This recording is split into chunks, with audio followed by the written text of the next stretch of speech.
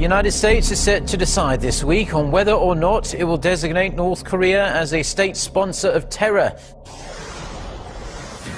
A Fox News alert: President Trump is meeting with his cabinet right now. He announced that he intends to return North Korea to the list of state sponsors of terror. Right now, 3 countries are on that list: Iran, Sudan, and Syria. George W. Bush removed North Korea from the list in 2008, around the time that the administration thought that it was cooperating with the world on its nuclear ambition. Now to a remarkable change in U.S. policy toward North Korea. Today, President Bush lifted trade sanctions on the nation that's long been treated as a pariah, but only after the North Koreans turned over details of their nuclear program. Our chief foreign affairs correspondent, Lara Logan, is in Washington. And Lara, this is a significant about-face. That's right, Katie. The Bush administration has gone from branding North Korea as part of an axis of evil to asking Congress to remove them from the terrorism blacklist. For one of America's greatest enemies, this was a good day. North Korean dictator Kim Jong-il was accorded rare respect from President Bush, with a deal that marked a major shift in his administration's North Korean policy. This can be a moment of opportunity for North Korea. President Bush's announcement today followed a declaration from North Korea about its nuclear program. It contained much detail on the amount of plutonium North Korea has produced. But the document said nothing about the nuclear weapons they do have, nothing about their uranium enrichment program, and nothing about how North Korea is proliferating nuclear technology around the world. The holes in today's declaration mean the most challenging issues are being kicked down the road, says Jack Pritchett. We still have years to go. So it's one positive step for which there are missing pieces for this announcement that's come today, this declaration. We need to get to those missing pieces. Conservative Republicans were once Bush's closest allies in the effort to confront a nuclear North Korea. Today they came out strongly against this deal.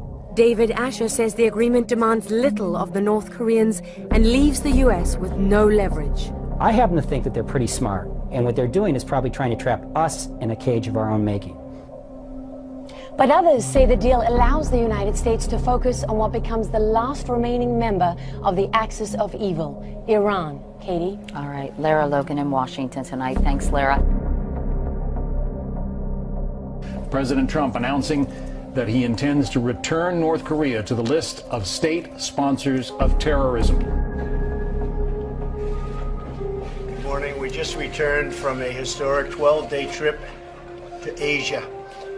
Everywhere we went, the American delegation was greeted with tremendous hospitality and tremendous respect. People are respecting our country again, believe me. One of the primary goals of our trip was to pursue the denuclearization of the Korean Peninsula. I want to begin this morning by meeting and by talking about the fact that we will be instituting a very critical step, and that'll start right now. Today, the United States is designating North Korea as a state sponsor of terrorism. Should have happened a long time ago, should have happened years ago. In addition to threatening the world by nuclear devastation, North Korea has repeatedly supported acts of international terrorism, including assassinations on foreign soil. As we take this action today, our thoughts turn to Otto Warmbier, wonderful young man, and the countless others so brutally affected by the North Korean oppression. This designation will impose further sanctions and penalties on North Korea and related persons and supports our maximum pressure campaign to isolate the murderous regime that you've all been reading about and in some cases writing about. Tomorrow, the Treasury Department will be announcing an additional sanction and a very large one on North Korea. This will be going on over the next 2 weeks. It'll be the highest level of sanctions by the time it's finished over a 2-week period.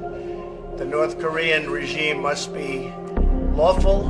It must end its unlawful nuclear ballistic missile development and cease all support for international terrorism.